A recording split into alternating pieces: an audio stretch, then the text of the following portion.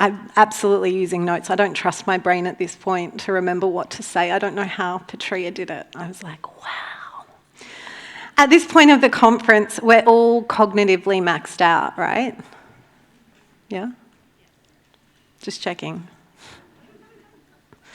All the ideas and possibilities, the potential and opportunities to grow ourselves and our personal practices, to spark change and sustain that feeling of expansion and connection floods our mental space. Throw in the excitement of being face-to-face again, seeing humans whole and in 3D, not just the top half. And I'm guessing that you're a bit wired and tired. Instead of shoving more information into your retinas this afternoon, it's time to tune in and switch on your own immersive software by simply closing your eyes. In an era of extremely rapid technological change, where the next big thing in digital cultures is the metaverse, you might have heard of that, an extended or virtual or augmented reality, it's easy to forget we have our own inbuilt visual simulation software just under our skulls. So I invite you to spend this session, if you feel comfortable, with your eyes closed. I am not, contrary to the overfamiliar conference protocols, going to share a parade of slides with invariably impossible to read fonts or graphs. Sorry, guys. There is nothing to see up here. My aim is not to say anything tweetable, and let's face it, Twitter's a bit of a dumpster fire right now, or even note takedownable, because I know there's a lot of analogue folk out in the audience, me being one of them. Those good old handwritten notes will never replace the digital ones. And for you to sit and be present to the inside of your mind, its elaborate wanderings, and to simply listen. And I don't just mean to what I've got to say. For the next 15 minutes or so, I encourage you to pop your phone away, resist the pull of your apps and devices, your bulging inbox and your kids texting you asking, what's the deal for dinner?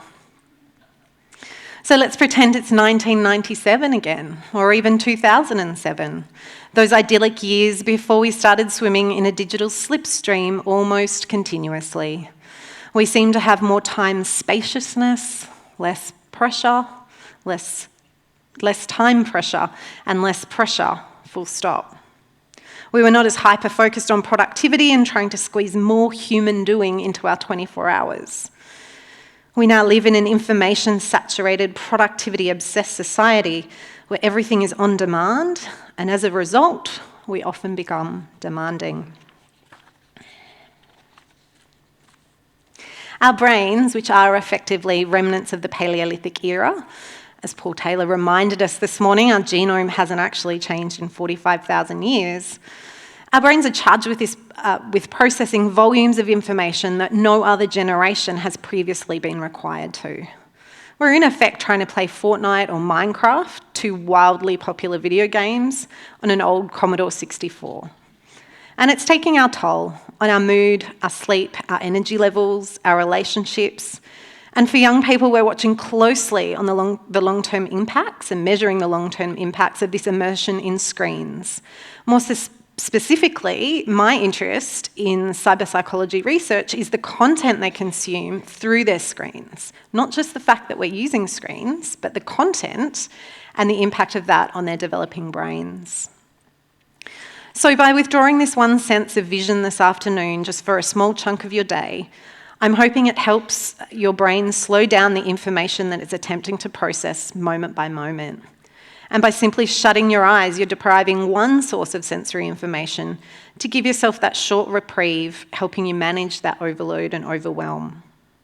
This is a micro habit which sits in a group called non-sleep deep rest. Though feel free to go to sleep as well if you need. This non-sleep deep rest is shared. It's shared to help busy minds. Closing your eyes for 20 seconds can help overcome mental fatigue, replenish your cognitive load, and it's what Susie Green this morning even referenced as attention restoration theory. Instead of a singular focus on cramming more information into your head this afternoon, I want to give you a taster of some of the micro habits that could help free up some of your mental RAM, your computer processing power, even though no, your brain is actually not a computer, and then provide some cognitively stretching ideas about how the last 20 years on the information superhighway might be adding to the crisis in mental health and the decline in wellbeing that's widely being reported. In 1998, the great biologist E.O. Wilson famously said, "We are drowning in information while starved for wisdom." Keep in mind, the internet as we know it only started to become available in around 1991.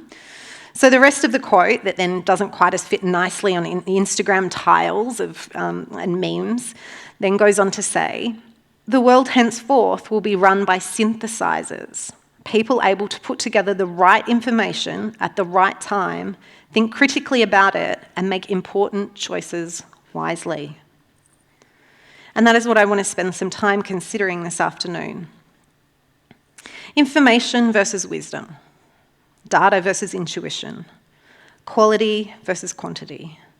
What are our sources of information? And within that, what are our sources of news? What is it that we are consuming, and how might this be impacting our well-being? Popular studies say that by the time you go to bed tonight, you will have likely been exposed to 5,000 ads and read over 1,000 words in your free time. That's about a PhD's worth of information in quantity, but not in quality. To put this in perspective, 100 years ago, it would have been very impressive if you read the equivalent of 50 books in a lifetime. In 2011, the average person was exposed to the equivalent of about 174 newspapers worth of information in a day. And that's back when a newspaper was on broadsheet. These figures are now quite ancient in internet years. The internet has existed for about 12,000 days. Put that into your timeline of evolution of the planet that you've seen presented across the last couple of days several times. Anecdotally, and from most personal experience, these numbers are probably much higher now for most of us. Let's pause for a moment and call to mind the past 24 hours. Reflect on all the information, content, media, whatever you want to call it, that you consumed outside of work or education. Depends whether you call this work and education. Visualise all the texts and group messages you received, the posts you scrolled by, pages you read, emails you exchanged, clips you watched, audio you heard, TVs or movies you streamed, games you played, reviews you skimmed, memes you sent. Maybe even you picked up a newspaper, a magazine, or a book. Imagine all those images, words and sound bites swirling around you, filling up the room. Now as you hold this in your mind, ask yourself, what of all of this did I use in my daily activities or apply towards my future goals? What did I share or use to actually connect with someone? What lifted my mood, inspired me, comforted me? How much of it do I even remember? And how different is this to 10 or even 20 years ago? We have become like hunters and gatherers of information, data, factoids, and formed some curious habits around the collection of information and our surveillance for new updates. Some stats suggest that you'll actually check your phone 89 times on an average day. But what and why should we be consuming information, and what does a healthy intake look like? Nearly 10 years ago, I coined the term digital nutrition. Let me detour for a bit about how I got there. In 2008, when I retrained from being a social science teacher to being a school counsellor, I did an honours thesis looking at boys and video game habits at the behest of my principal, who was noticing the rollout of technology and how that was impacting boys at the selective high school that we taught at just down the road. The ideas around alleged addiction to the internet were endlessly fascinating to me, not only in relation to the young people I was teaching, but my personal experience as a user and kind of early adopter of technology. I had an iPod, a flip phone, and I was using Gmail daily. I taught myself to code in HTML so I could tailor the front of my MySpace page. After finishing my thesis, I kept reading and researching all of these emerging issues around gaming addictions and the unfolding digital disorders. I opened a Twitter account and started curating a community of researchers. I started blogging and talking with other researchers and psychologists. I found myself doing media and being asked to comment on digital detoxing. And then I found myself pushing back against the notion of restriction and imbalance, instead starting to think of how we might consider screen-based media use as something more than just a time metric, but the quality of the content and thinking of it in context to the rest of our lives. In 2015, I enrolled in a master's at Sydney Uni, and we formed the first formal cyberpsychology research group in Australia. That master's, I can finally report, will be conferred on December 18, and I'll probably get the university medal for taking the longest time ever to do a master's. The kids in my research were in Year 7 when I started it. They just finished their HSC. Digital nutrition is a practical framework for considering digital wellbeing and our relationship with devices and the information we consume through them, based on the analogy with food, not drugs, and a focus on virtual vitamins, the nutrients and ingredients, even the additives and preservatives within our screen-based media activities. Without delving too deeply here, you can go back and view my 29 presentation at this very conference if you want more information. Ironic much. Is all about getting beyond our counting of digital calories in the form of screen time alone and thinking more complex and nuanced ways about our online habits and consumption patterns. It's been a passion project for 10 years and it's been kind of lonely work. I was just a girl standing in front of the internet asking how we could use it more masterfully and avoid the issues that mainstream media serves up like a fait accompli. While the online safety space has lots of big players, and we have an incredible e-safety commission and the office that does incredible work, it was the actual healthy tech habits were a new frontier, and no one had any real solutions for it beyond put your phone down and other equally simplistic strategies that weren't actually teaching us new skills for living in both the attention economy and the age of anxiety. At the start of the pandemic, I was introduced to a New York brand strategist who was really interested in my work and the concepts around a healthful digital diet. To be honest, I get lots of people who want to talk to me about various issues. They sometimes say they want to pick my brain, which is never fun. So when I jumped onto a Zoom call, I wasn't expecting to meet an incredibly attuned, deep thinker in the form of Kelly Cloutier, who would become a collaborator and a co-founder. After dozens of Zoom sessions and ponderings, we've recently launched Metaversal Wellbeing, which is shaping up to be a flexible toolkit based on psychological science for learning how to live well in this era of human history. I'm going to give you a little sneak peek of the ideas that we've been bouncing across the Pacific as we develop Metaversal Wellbeing and our toolkit. Just like with digital nutrition, many of them use the idea of food as a jumping off spot. Information and food are both forms of fuel. They're things we take in from the outside world and use internally. They power our actions and feed our growth, mentally and physically. Information is quite literally food for thought. We already know that the healthiest foods are the ones that are the most useful to us. The ones like were described this morning having a human interference index being low. The same applies to information. The healthiest information is what we can put to use the most. Healthy information offers us inspiration and guidance. It helps strengthen our relationships and expands our options in life. It helps prevent us from getting misled or manipulated. It helps us to live better and more fully. This information is considered to have a high action value or utility in helping us move towards our goals. The issue is often, though, that we're binging on information that has absolutely no bearing on value on our daily life. It's empty calories with no action value. Just like our bellies, our brains have the capacity Our working memory has a cognitive load.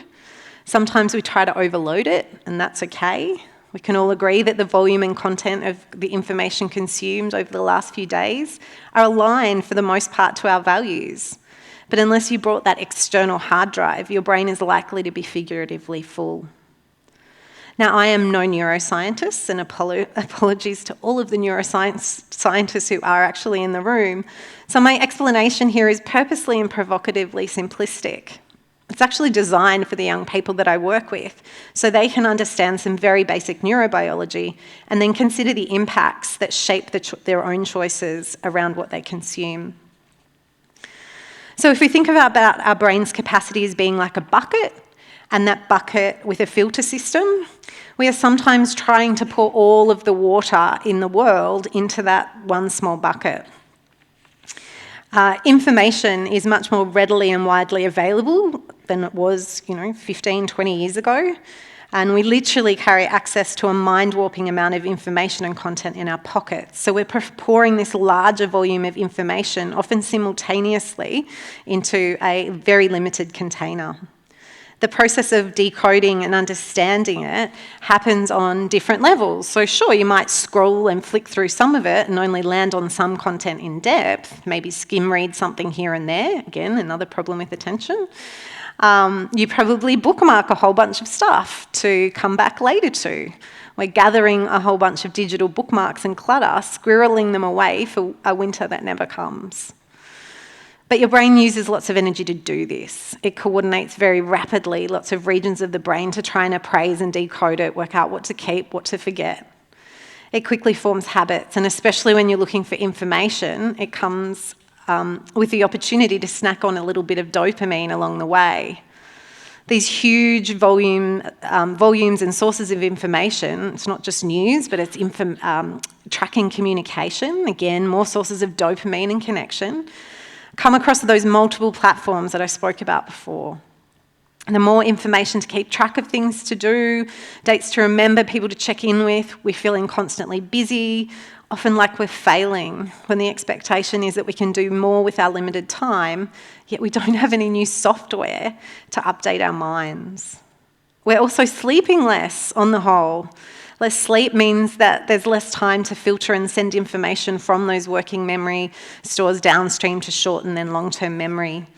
Less time to sort data points into filing systems that are scattered across our brain. Now, we could talk for ages about sleep, but yes, I'm going to run out of time. Screens and information consumption are displacing sleep and exercise. And again, we've heard here today the amount of information we're not getting, amount of movement we're not getting, and the minimum we actually need. So yes, you might consume podcasts while you're walking. Many people manage to check social media more reliably than they even do brush their teeth these days. If you were to step back in time to the early 1700s, most of the information you'd receive would have been local. The vast majority of news you'd hear would be from people and places you knew on things that directly impacted your day-to-day. You'd also likely to know or have some connection with the person informing you of it. Or it would be from the king or church, or carefully shared with you by the town crier or priest. Today, the majority of information we consume is about strangers from strangers through a screen.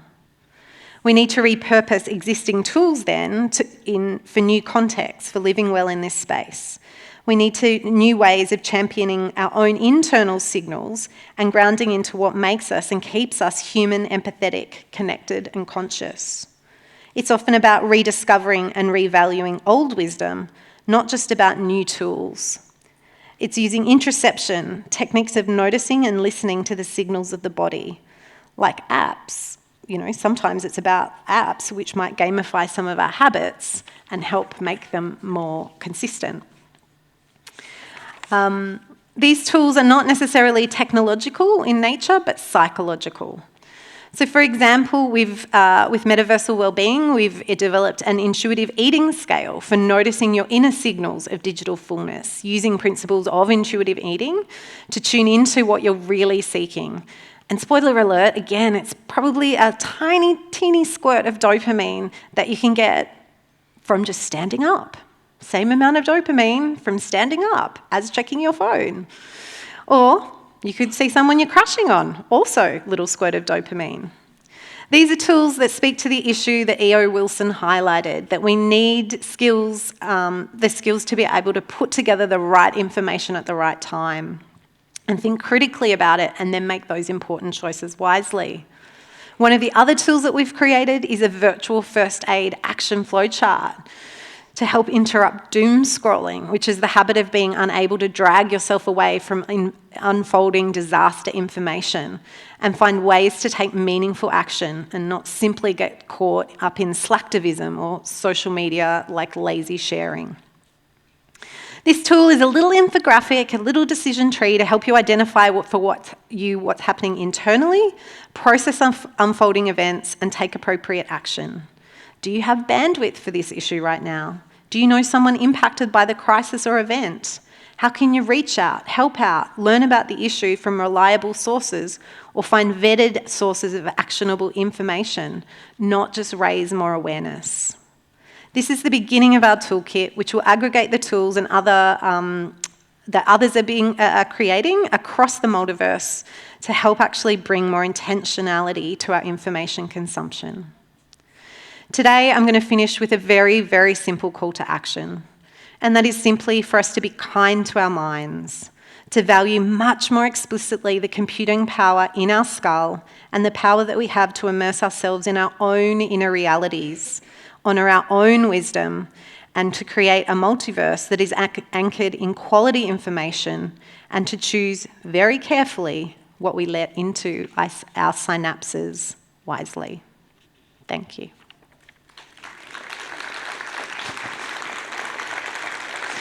All right. I went way over then. That was blinking at me for ages.